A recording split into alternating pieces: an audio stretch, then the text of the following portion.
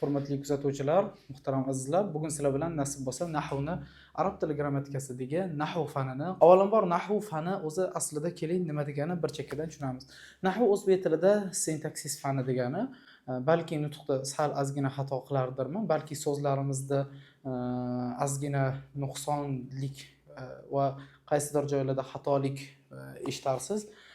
Iltimos qilardim bunaqa xatoliklarga ko'z yumishinglarni va darsni eng kerakli mazmunini o'zidan foydalanishinglarni, u yog'ini balki bir yolg'iz chiroyli maslahat berib, nasihat berib qo'ysanglar, mana bu so'zda bunaqa bo'lardi, mana bu so'zda bunaqa gapirish kerak edi deb men xursand bo'lardim. Lekin o'zi aslida darsdagi eng asosiy mazmunni va darsdagi eng asosiy narsani chiqarib berishga harakat qilaman. Ana o'sha yo'nalishga e'tibor bersanglar bo'ldi. Xo'p, nasib bo'lsa sizlar bilan bugun arab tilidagi aynan shu nahv fani, sintaksis fanini o'tib tushunamiz. Arab tillarida fanni, arab tili fanini o'zi juda ham bo'limlari ko'p. Bundan sarf ilmi bor, nahv ilmi bor, lug'at ilmi bor, undan tashqari uruz bor, she'r bor va shunga o'xshagan arab tilida taxminan 12 tacha ilm sanalgan. Bularning hammasi har biri juda ham katta, juda ham mukammal, keng miqyosdagi ilm hisoblanadi. Lekin bu narsalar bizga muhim emas. Bu narsalarni bu ilmlardan biz aynan nahv ilmi to'g'risida bugungi darsimizda ixtisoslashib, bugungi darsimizda tushunib yetamiz. U ham o'zi aslida gapdagi so'zni gapni o'rtasidagi o'rni to'g'risida tushuntirib beradi. Qaysi ma'noda? Misol uchun mana o'zbek tilida kelishish degan narsalarni o'tgansiz. Bosh kelishik, tushum kelishik, qaratqich kelishik yoki buni soddaroq tushuntiradigan bo'lsa, mana Muhammadning deysiz. Mana shu o'rinlarini sizga nahv ilmi batafsil tushuntirib beradigan ilm hisoblanadi. Va nasib bo'lsa bugun men sizlar bilan qo'ldan kelgancha eng kerakli, eng muhim nuqtalarini o'zini tushuntirib o'taman. U darajada chuqur ketmayman. Nahvni o'zi aslida arab tilida 3 ga bo'linadi. Nahvni bosqichlari nafaqat 3 ga, balki 4 ga bo'linadi. Xo'p, boshlang'ich nahv ilmi hisoblanadi va boshlang'ich nahvni ko'pchilik o'sha arab tilini o'rganayotganda o'tadi. Birli, ikkili, ko'pli, murskoy, jenskiy, yana shunga o'xshagan foil, noy foil, maf'ul bi, yana shunga o'xshagan bu boshlang'ich nahv ilmi hisoblanadi. Boshlang'ich nahvdan keyin o'rta bosqichdagi nahv ilmi bor. Bu albatta o'sha arab tilidan qaysidir bosqichlarni ko'rib o'qib o'rgangan va arab tilida minimum B1 urug'ida gapira oladigan talabalarga mo'ljallangan. Mana undan keyin professionallarning nahv kitobi va bu albatta faqatgina arabiy kitoblarda, bu urug'indagi o'zbek tilida kitob yo'q hali beri. O'sha professional nahv kitoblari va bu kitobga men eng chiroyli misol qilib bera olaman. O'sha Mulla Ali Jomi kitobi kirishi mumkin yoki undan tashqari o'sha Imom Sebaviy o'sha nahvdagi o'sha qadimiy davrdagi eng mashhur nahaviy, ya'ni nahv bilan shug'ullangan olim bo'lishi mumkin yoki undan tashqari boshqa ustozlar ham, boshqa insonlar ham bo'lgan. Undan keyin nahvdagi og'ir formatidagi kitoblar ham bor. Bu ham albatta hammasi o'sha arab shunoslardan, arab mutaxassislardan o'tilgan kitoblar va bu og'ir formasida nahvni sarfga, lug'atga va bir nechta fanga qo'shib turib o'rganiladigan, qo'shib turib tushuniladigan mavzu hisoblanadi. Xo'p, kelinglar mavzuyimizni to'g'ridan to'g'ri boshlab beramiz. Sizlarga eng kerakli darsimizdagi mazmunini o'zini tushuntirib o'tamiz. U darajada chuqur ketmaslikka harakat qilamiz. Qo'ldan kelgancha nahvni chala tushunganlarga yoki oxirigacha to'liq tushunmagan insonlarga yetkazishga harakat qilaylik. Xo'p, birinchi o'chiritda nahvni boshidan boshlaymiz. Kalamuna lafzun mufidun kastaqim dedi. Albatta men aytadigan she'rim Alfiyat ibn Malik degan Imom ibn Malikka mingta bayt nahv ilmida yozgan she'ri. Balki bu narsani oranglarda kimdirlar bilar, balki bu narsani kimdirlar endi birinchi marta eshitayotgandir. Alfiyat ibn Malik to'g'risida alohida o'zingizlar qiziqinglar, lekin men bu she'rni, bu matnning ichidagi hamma narsani siz bilan ulashmayman, balki eng kerakli, eng yolu, eng chiroyli joylarini o'tamiz. Xo'p, Imom ibn Malik aytayapti, bu albatta 8-baytda keladi. Kalamuna lafzun mufidun kastaqim. Ya'ni bizni so'zimiz foydali lafzdir deyapti. Ya'ni bu foydali lafzlar. Ya'ni o'zi aslida kalam deganda so'z degani. Bu so'zni yana sharhlayapti. Lafzun mufid. Lafzun mufid. Nima degani mufid? Ya'ni foydasi bor. Qaysi ma'noda? Misol uchun men agar arab tilida fi desam, lafz o'zi aslida lafz degani og'izdan otilgan narsa degani. Otilgan narsani lafz deydi. Lafazo degan. Lafazo yalfizu fe'li bor. Endi lafz degani og'izdan chiqqan, og'izdan otilib chiqqan narsa. Endi mufidun so'zining ma'nosi, ya'ni foydali. Misol uchun fi so'zlari yoki ila so'zlari foydalimi? Yo'q. Misol uchun yazhabu so'zi foydalimi? Yo'q, chunki ma'nosi hali to'liq bo'lmadi. Foydali nimadir olmadingiz. Lekin sizga izhab desamchi, ya'ni bor desamchi, siz bu aynan shu gapdan mazmun tushundingiz. Gap sizga qaratilayotganini va siz buyruq olayotganingizni, siz qilishingiz kerakligini va nima ish qilishingiz kerakligini anglatdi bu narsa. Mana shuni kalamuna lafzun mufid dedi. Ya'ni foydali so'z dedi. Endi bu qismga bo'linadi. Ismun va fi'lun thumma harfun al-kalim. Endi 3 ga bo'linadi. Ism, fe'l va harf. Xo'p, endi bitta eslatma bor, bitta qo'shimcha bor. U ham nimaki, siz bu narsani oldingi o'tganingizda ma'nosidan ajratishni o'rgangansiz. Bitta eslatib o'raman o'sha ma'nosini. Ism deganda hamisha ma'nosi bor, lekin zamoni yo'q so'zlarni siz ism degansiz.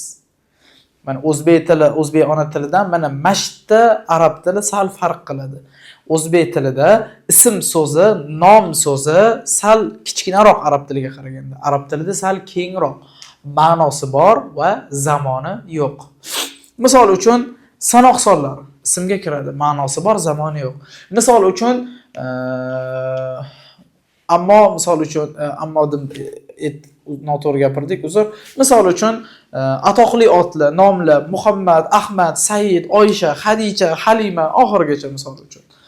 Yoki misol uchun hayvonlarning, shaharlarning nomi, yoki misol uchun yana sifatlar, katta, kichkina, baland, semiz, qiltiriq, yana bularning hammasi ismga kiradi. Ma'nosi bor, lekin zamoni yo'q. Endi fe'l deganda nimani tushunamiz? Fe'l deganda ma'nosi va zamoni bor. Ma'nosi va zamoni bor. Arab tilidagi fe'llar asosiy sharti aynan mana shu hisoblanadi. Qaysi ma'noda? Nima degani? Fe'lda arab tilida hamisha yo o'tgan zamon, yo hozirgi zamon, yo buyruq zamoniga tegishli bo'lishi kerak. O'zbek tilida ish harakat ham fe'lga kirib ketadi. Arab tilida unaqa emas. Ish harakat arab tilida ismga kiradi. Yurish deysiz. Ma'nosi bormi? Bor, lekin qaysi zamonda ketyapti? Zamoni yo'q. Ana shuning uchun bu narsani siz arab tilida ism deysiz. O'zbek tilida bu fe'l edi. Arab tilida fe'l qisqaroq, ma'nosi bor va zamoni bor. Sharti shu. Endi keyingisi, 3-chisi harf. Harf deganda oldi qo'shimchalar, oldi ko'makchilar deysiz o'zbekchalar. Arab tilida buni ma'nosini ham, tarjimasini ham bilardingiz. O'zi xususiy ma'no anglatmagan, lekin boshqasiga anglatganni harf deysiz. Misol uchun bilan ma'no tushundingizmi? Yo'q. Muhammad bilan ana endi ma'no tushundingiz. Misol uchun ga ma'no bormi? Yo'q, ma'no yo'q. Xo'p, maktabga ana endi ma'no chiqdi. Demak, mana shu arab tilidagi ma'no jihatidan bo'lingan mana shu uchala so'z turkumlari. Endi bu bitta sizga yana bitta ifodali, yana bitta foydali narsa aytib ketyapti. Arab tilida 3 ga bo'linadi dedi va gap, jumlangiz bir nechta so'zdan iborat topadi, tashkil topadi. Qaytadan mana jumla yoki ibara yoki jumla, ikkalasi ham bitta ma'noda. Bu kalimalardan o'sha paydo bo'ladi. Kalimalardan paydo bo'ladi. Endi buni ko'pligi, kalimani ko'pligi yoki kalima o'zi umumiy kalim deydi.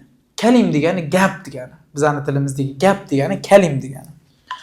Endi wahiduhu kalimatun. Uni bittasi kalima wal qawlu am wa kalimatun biha kalamun qad yu'am. Lekin bitta eslatma bor.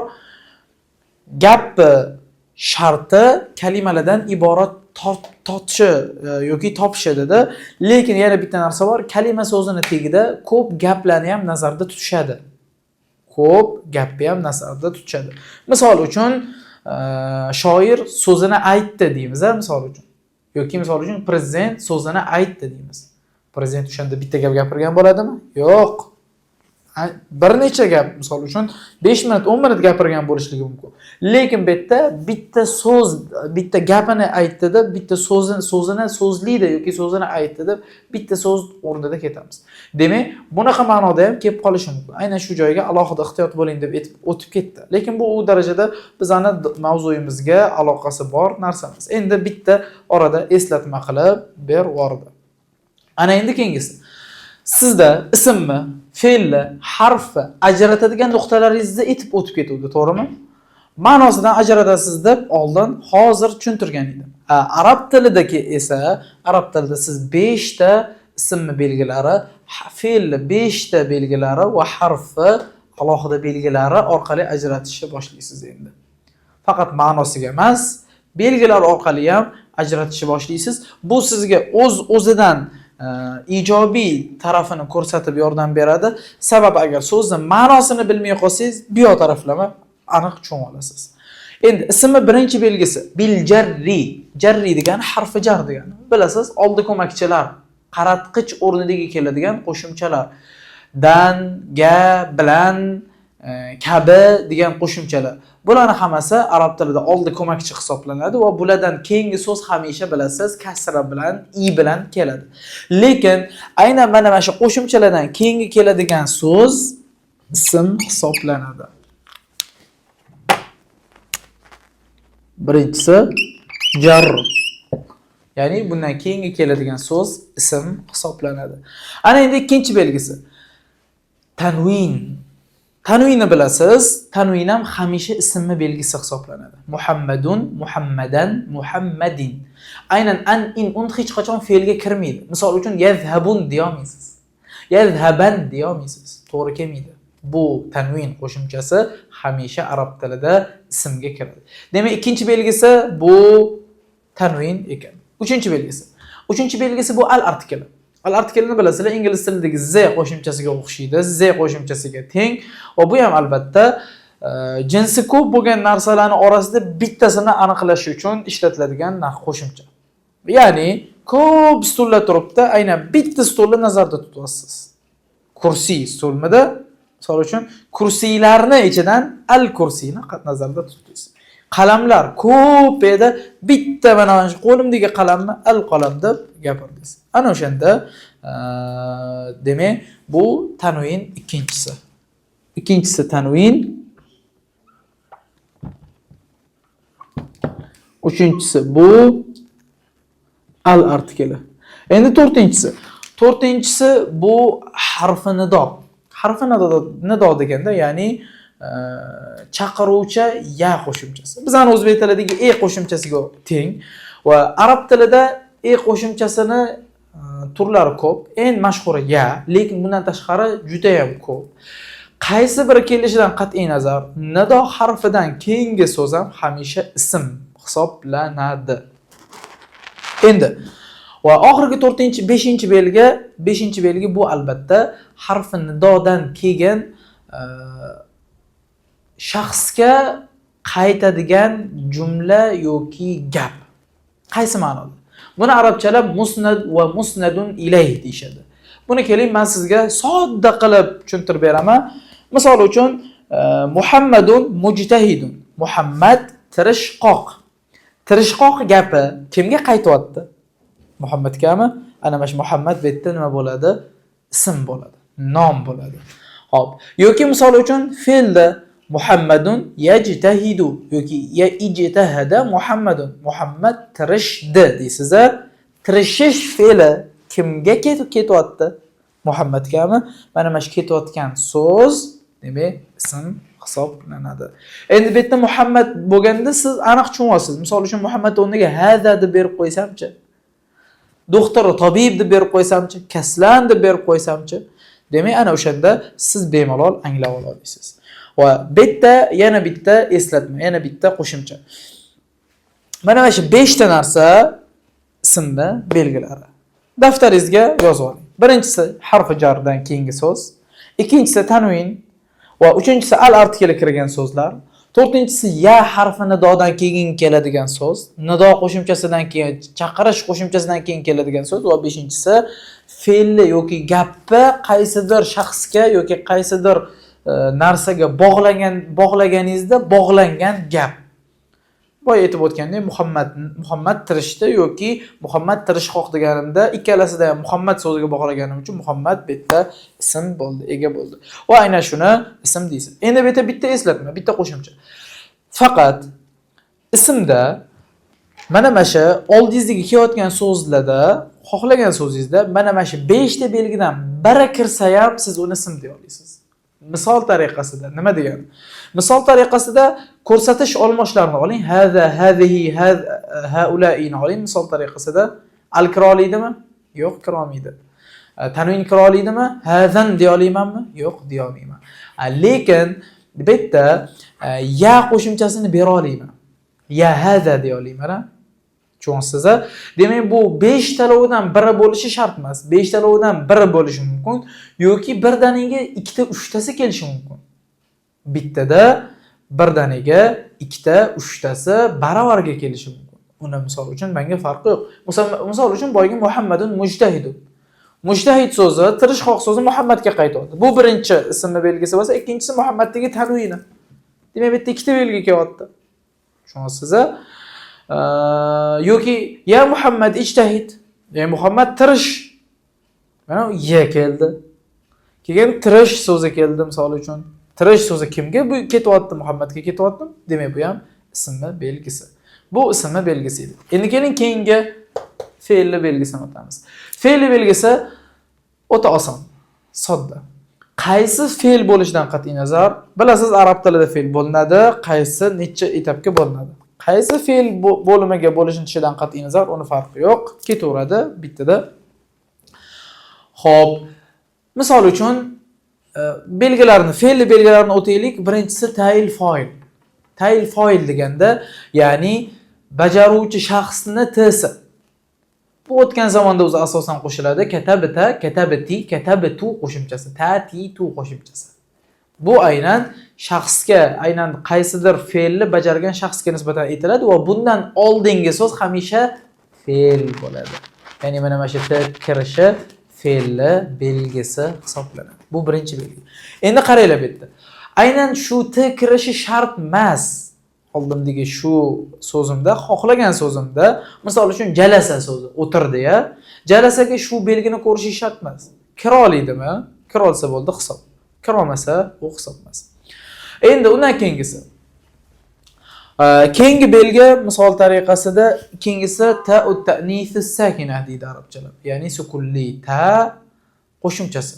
Bu fe'lga qo'shiladi. Katabat degan t. Jenskiga qo'shiladigan t. Bu tayin marbutadan farqi bor. Tayin marbuta ismga kiradi. Bu fe'lga kiradi. Lekin mana shu t bilasiz hamisha fe'lga qo'shiladi. Demak, boyagi tayil fa'il qo'ya olsa yoki hozirgi men bitta qo'ya olsa, bu ham fe'lni belgisi hisoblanadi. Endi uchinchi belgisi. Uchinchi belgisi bu ya qo'shimchasi, ya al-fa'il. Bu albatta jenskiga qo'shiladigan fe'l. Misol uchun taktubina degan ya. Taktubina yoki uktubi degan ya qo'shimchasi. Mana shu ya bu ham albatta fe'lni belgisi hisoblanadi. Chunki bu belgi hech qachon ismga kirmaydi. Nafaqat bundan oldingilari ham. Oldingizdagi so'zga, xohlagan so'zingizga qo'shingda ovozi, tovushi tushadimi? Shunaqa gapira olmayman. Gapira olmasam bo'ldi, bu fe'l ekan. Misol tariqasida yadhabuya Yadhabuga ye qo'sha olamanmi? Tazhabina. Demak bu fe'l ekan.